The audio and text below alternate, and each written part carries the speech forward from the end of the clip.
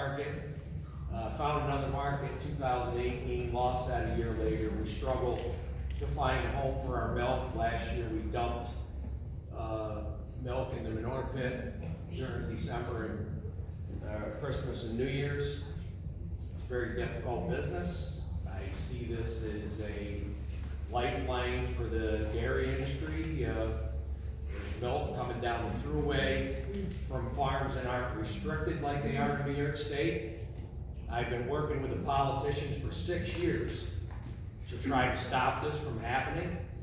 It has not worked. I've been working with them more this year than ever, and they're not getting it done, and we're losing processing in the state. Anybody that's been in business in New York State knows that it's a very difficult state to be in business in. If you don't have your own business, and some of these people have relied on their property to be their retirement, I see ConnectGEN providing retirement for some of these farms that might need that. My plan in the future is to cut my dairy in half, and I will eventually, if it's not sustainable following that, I hope ConnectGEN continues to expand so I can move more panels in by my house, because dairy is not going to be sustainable in this area because of the state we live in and some of the rules and regulations and the labor laws and on that's happening. So this solar is a lifeline to the dairy, and I want to thank you, and it is what it is. I didn't want it to go this way. I didn't think I would ever go this way. I think it came at a time when we really need it. And really, I understand that your views may be affected. I should have been charging you for your view, because I've been paying taxes for 50 years on a lot of this land, and nobody has helped me out pay my taxes. So I know your views might be affected, but I have to realize how I'm gonna survive and pay my bills. Maybe you can sell one of your houses in Florida. Yeah, you know what? I'm not going to. Stop. I'm not the guy that's gonna go broke. Don't cry poverty to us. I'm not crying poverty. I'm trying to stay in business. All right, okay. So you were. Hey, you guys, you guys, we're directing everything to the panel. There's none of this communication in between. Well, Keep it civil. That way. I respected him. I stayed quiet while she was talking. I'm just saying that this is a lifeline for dairy. I have a lot of bills that need to be paid. I'm gonna downsize my herd, and that's the way I have to go for my business. And I appreciate you coming in the area in a time when it was well needed. Can we restrict these questions to questions of what ConnectGEN is going to do, and not about personal things, please? Exactly. It's a question and answer session. It's also people are allowed to make comments. We've received comments that were, in favor and against what we're doing There's here. a lot of people who are in favor here, there's a lot of people who are against it. And what people are here is to hear answers from ConnectGEN. So going forward. So please, going forward, will the questions be directed to what ConnectGEN is going to do, so we can keep it civil? Sure. Please Thank do you. that. Kathy? Kathy Farah? No. She's the other one. Actually, yes, like I said, I'm sorry, I can't hear you. I'm just wondering what it's gonna do to property values up here. I'm actually from the city, I'm up here a while, and I was just wondering, will property values go down? Because that's a concern. Because I would think a lot of people from the city won't come up, which might not be, these might not mind, but, there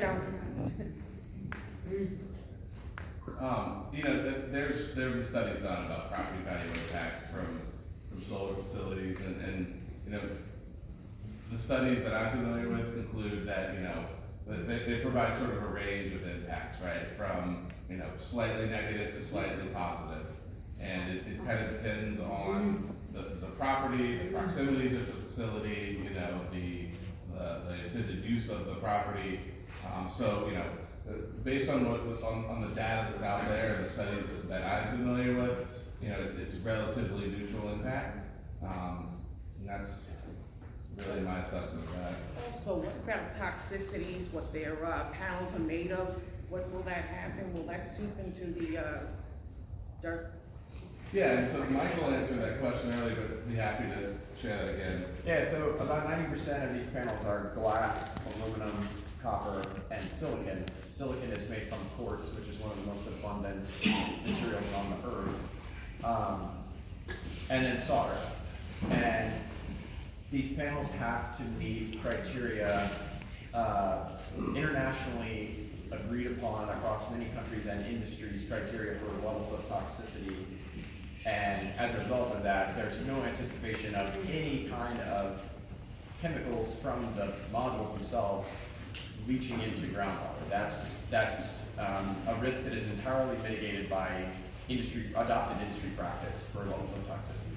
And one more quick one. I just was wondering about the Amish. Probably their families will be expanding, and if the land's not there, what will be their option? You know, the land is eaten up. Well, I mean, look, my answer to that is essentially that, you know, private landowners do with their land what they want. There's nothing to say that these landowners who are participating in this project would sell that land to anyone. They might want to hold on to it for the next generation and the next generation to come. And so, you know, there's you know, a lot of, I guess. Yeah, because it's 30 years. It's not 5 or 10 years. It's quite a long haul, shall we say.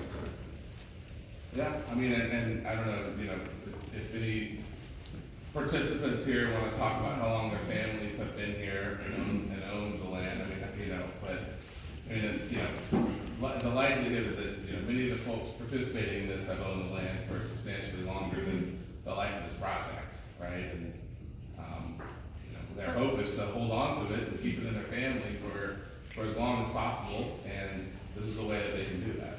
I'd like to mention that one of the things, because you come with so much money and so, you know, this is a big project with lots of money behind it, and there's winners and losers, you know. Somebody's going to get a nice paycheck from renting their land, but other people will not be getting that. So one of the things where you know, yes, it has disrupted the normal economic process of this town and this county. Most of these changes would come along in an incremental stage, small sales of property, a process that would be functioning over a lifetime or two. And the arrival of ConnectGEN has concentrated that into this a moment of incredible change, and it's very unsettling for some. Like I said, some people are winners. This is a great opportunity. For some people, it has taken away your sense of home, stability. I'm talking to a woman earlier, we were talking about this. It's what you think your future was, and it's not there anymore. Is there a question here? Because I thought we were No, you said we eliminating even made statements and comments. Right, yeah. Well, she asked me to keep questions, now we're back to No, comments. you said this was appropriate for comments, and We this is shifted to comment. questions only for resolution requests, so. All right. If you have questions. I will return. No, actually, I do have a question.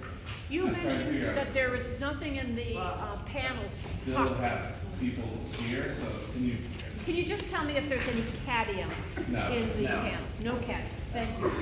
I can tell you right, is that the chemical compound you're asking about? I'm sorry, so Cadmium telluride? yes. Yeah, so let me talk about panels a little bit more. The panels that we're going to use are monocrystalline silicon solar cells. And what that means is quartz is converted into silicon, which is grown into single crystals of silicon, so there's no fractures of silicon within the module. It's all consistent pieces of silicon, and that is the material that converts solar energy into electrical energy, which is then sent down conductive metals, you know, aluminum in the panel, which is then sent into wires into the grid. So you're saying that the entire generation is done through basically silicon, That's correct. yeah. Okay, There's that's very good to know. No tagging and tell you about anything else on this project. That is not part of it. Thank you. Correct.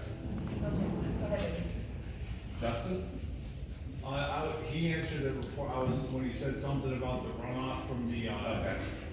how there was, you said there was no contaminants, but I was gonna ask why the well survey? Yeah, the well survey it's not, has nothing to do with contaminants. I think it's been misconstrued and miscategorized in that sense. And as, you know, as I said at the outset, that's the point, kind of the point I was trying to make, it's more about identifying those water sources so that so that we can avoid construction impacts to those, not contamination, right? You know, if you're driving a pile 12 feet below the ground, you wanna make sure you're not doing it in close proximity to a water well and you're gonna affect someone's water supply. That's the sole point of that, is so that we can design around those existing water wells and water supplies. Yes, sir. I just wanna add, I've heard a lot of questions about toxicity. There's a really good study, out of NC State that studies that. We have our FAQs on the table. It cites there, it's also on our website, you can click right on it from our study, and I think, it will make you feel a lot better just reading kind of all of the details. Shelby, you have a question? I do have one.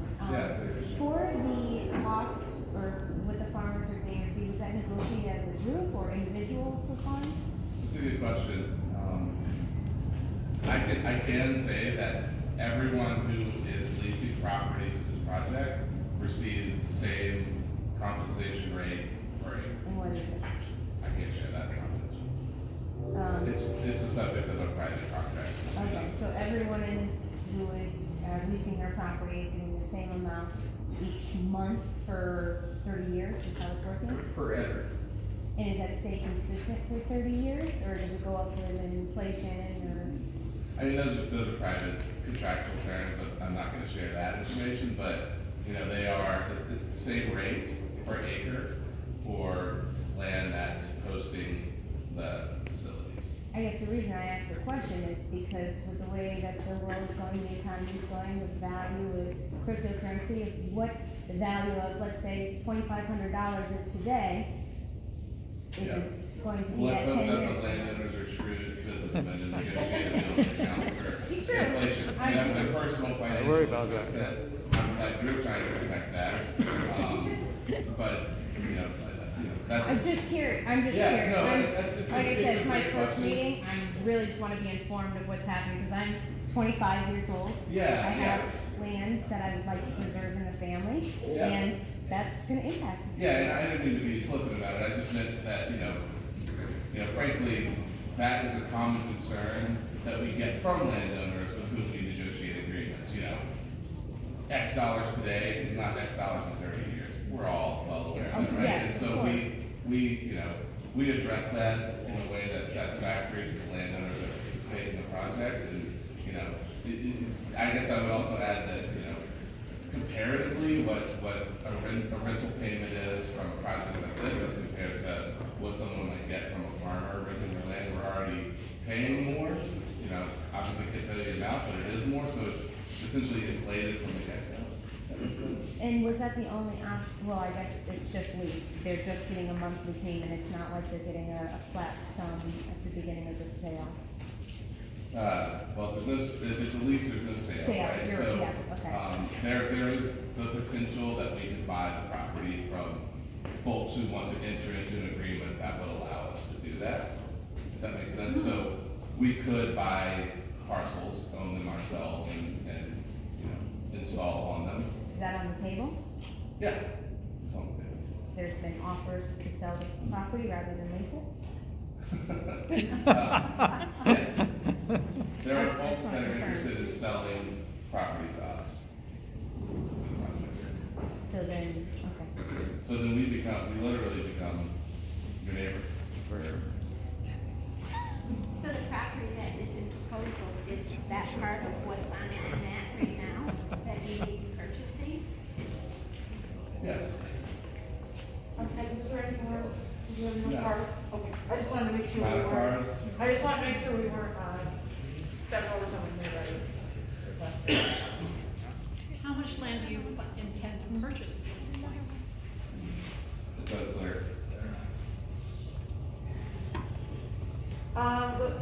Steve, I see you. You've spoken here, so you want to go ahead, sir? I'd like to ask a question, yes.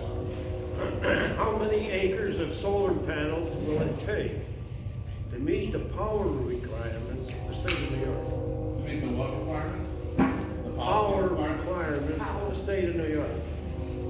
I have to plead ignorance.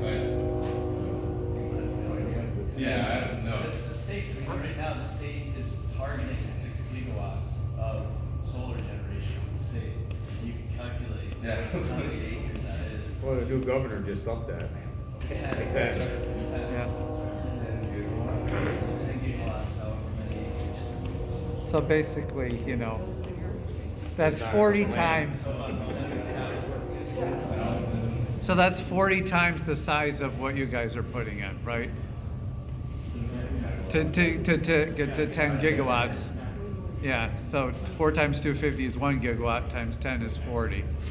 So we would need 40 of these, you know, this size thing in order to power 10 gigawatts, which is huge. It's basically, I think I looked at it at one point, I think it was about half the size of the Adirondack Park.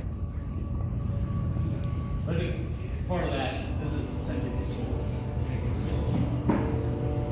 Thank you. Thank you. Don't quote me on that one, but you know, that's my memory. Don't do public math. It's You never. Oh, so yeah, go ahead. I did have a Steve. follow-up. I did have a follow-up question regarding the potential of a pilot. It's kind of a clarification question. My understanding when you said it would pay all the taxes, I think you were just talking about the property taxes, not sales tax or anything like that. That would not replace those other sources of revenue for the town. Yeah, it's right? it's a town property tax. Okay, sorry, I must have missed that. I was saying that it would replace it, I was saying it would be equivalent to. Right. Yeah, that's true, because, you know, politicians can always find something else to spend money on. And I would also clarify that the town property tax, for most of the people in this town, is the very smallest portion of their annual property tax bill. Right? Okay, thanks. Go ahead, sir. Well, I hope we're all human beings here. And I want to ask everybody, has this ever happened in your life? That you had a neighbor or somebody you worked with you didn't like. And I can't wait till that person leaves or that neighbor moves. And you know what happens?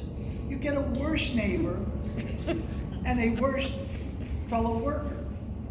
Now, this outfit here that wants to put the property in, we're having a meeting because we're free to have a meeting. If tomorrow, our state, which is the highest taxes that we pay, and the government says what they want to do with the property, they can do, we can't even have a meeting. Now, if Dykeman, we said, okay, great, we got rid of ConnectGEN, they're gone. So that's the neighbor we didn't like. And tomorrow, New York State says, we're gonna put a prison on Dykeman's property. You would not have a word to say about it. You could fight it, you could scream, you could do whatever you want, and you couldn't stop it.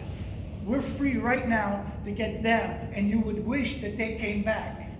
Why didn't we let ConnectGEN have some of our property? Our life is, your whole life, we should be worrying about what's happening now to us. I'm from New Jersey.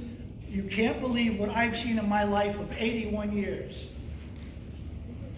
When property is sold off and companies move in that you don't want, if you had a prison put on their property right now, do you know how many people would move in and take up the space and you wouldn't have a word to say? The state and the government says, we need that prison. And then you wouldn't be able to say anything. Yes, sir. Thanks, Tom. Yep. I'm sorry. No, you're fine. I'm sorry, but it's just Trying to keep it to questions, just yeah. common sense about this. Yeah. No, thank, I didn't mean to. Yeah. Well, I just want to know, when do you plan to file? Do you have a month or whatever? Yeah, we're looking at like the end of the first quarter of next year, so, you know, end of March. End of March? Okay, thank you. March, yeah. so, I know this young lady over here had a comment, after 8 o'clock. I don't wanna like pick anybody out by any means, but you know, we could probably wrap this up, so if you wanna go ahead and say what you'd like to say. I just had a comment regarding what the woman said before about 30 years being an awfully long period of time for the Amish community as, you know, property owners. And you had mentioned there's a lot of farms here that have been a lot longer than 30 years. The Amish community is very different because they travel with horse and buggy, and their families live very close by. And I worked in agricultural lending for 15 years. And as the populations expand, they're looking for additional land nearby to expand their families. And I feel that they are an agricultural part of this community that's very valuable and should be very much so considered. I mean, just so folks know, we're not going anywhere, even though it's 8 o'clock. Yeah, So yeah. if there's other questions. Yeah, thanks, we'll Tim. Still at the boards. We're, is there anything else before we do? Yeah, oh, thank you. Sorry, exactly. I just want to know if I heard it correctly, that you guys, you'll make $22 million a year off this project, correct? So gross roughly. Just a number.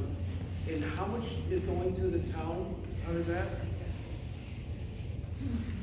Did you say, I thought I heard like 400,000 or 300,000? Well, it's not established what we're gonna pay to the town. No, I'm not holding it. I'm just saying, there's a portion that's gonna go to town, up to the town budget. So my question isn't to you guys, it's to the town. I expect the projection of what you're gonna do for these neighbors, of that extra money. I don't see my taxes going up 2% a year. That's not a question for you guys. At a later date, I'll ask that at the town meeting. Yeah, so, I mean, I think, you know, the kind of response there is you're right. So the way the pilot program works, once the check is written, it's the decision of, you know, of the town board on how to do it. What to do with that money. We, as a community, should be asking our town, saying, hey, you add 50 to 100% to my budget. I mean, something's gotta give. My taxes go up 2% every single year. I expect my taxes in the next 30 years to go down 2% a year. It's only 15 years though. Okay, 15 years. Well, depends on the type of pilot, you know, it depends on whether it's negotiated through the IDA or whether it's negotiated directly with the taxing jurisdictions. But beyond the life of the pilot agreement, the facility is still gonna pay tax. We just won't pay payments in lieu of tax, we'll pay, you know, whatever the assessed, you know, the tax rate based on the assessed value.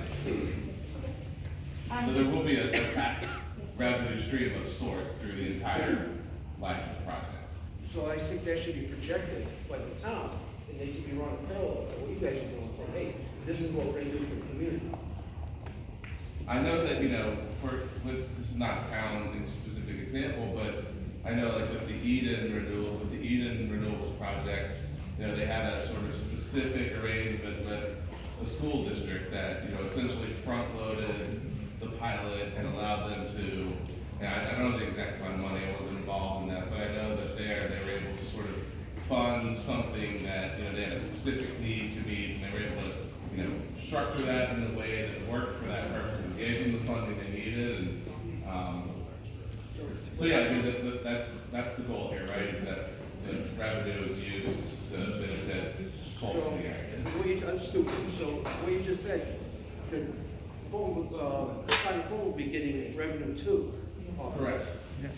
Montgomery County, and then, yeah, Final Fulton Central So School there's gonna be a District. lot of people on the take of this that run our community, and we should demand services from them, or a cheaper service than what we're being provided. Think about that. Thank you. Okay, so do you have any closing remarks or anything? Go ahead. Yeah, what is your relationship with COVID? Yeah, so they're a bank that, so we have 3 operating solar projects, one in California, one in Arizona, one in Nevada. Now we own 50% share with a company called AEP Renewables. And so we received financing from CoBank based on the revenue streams that we're receiving from those 3 projects. Okay, I saw on your website on May 19th of 2020 that you closed on a 14.5-year term loan. Yep. 50% interest in a 278 megawatt project, and I just wondered where that was. And I know that that's, cooperative bank, farm credit banks. I work for farm credit banks with a lot of the farmers around here, and I just wondered how they were involved. Yeah, that's exactly. Anyone else before we close for the night? When's next meeting? It's not set yet. My goal is to have that meeting when we have more advanced engineering and have, the ability to show you things like, exactly where it won't be exactly, it'll be, as close as possible, prior to permitting, where all facilities will be located, show things like where these underground collection lines will be routed, show access roads, access points into the facility. I would estimate that we're gonna be able to do that, I don't know, 4 to 6 weeks into 2022. I certainly would appreciate any recommendations on venue. I mean, especially for that time of year. We'll have even colder temperatures. Someone should have mentioned it was a barn. Well, yeah, and honestly, I've beat my head in trying to figure out, really we're faced with having this meeting outside of the town to have it in a venue that can accommodate the number of people safely, that doesn't exceed fire code, that, is climate controlled, that, kind of meets all the criteria that we have. So if anyone has a recommendation, I'm all ears, please. How about the Orangeville Shrine cafeteria? It's a big, huge, open area. Okay.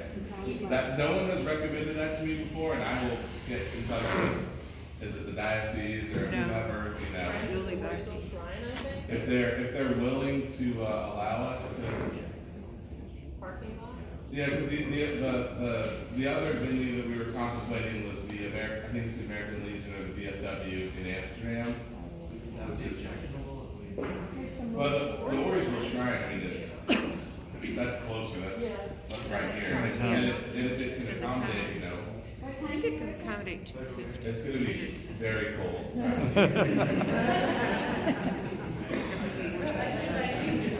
I'm fine. I'm insulated. Yeah, so that's what I was gonna, so that's what I was gonna say, we're not disappearing, there's a lot of work gonna be happening over the next 6 years, engineering design, we're continuing now with field studies, but we've got to part of that.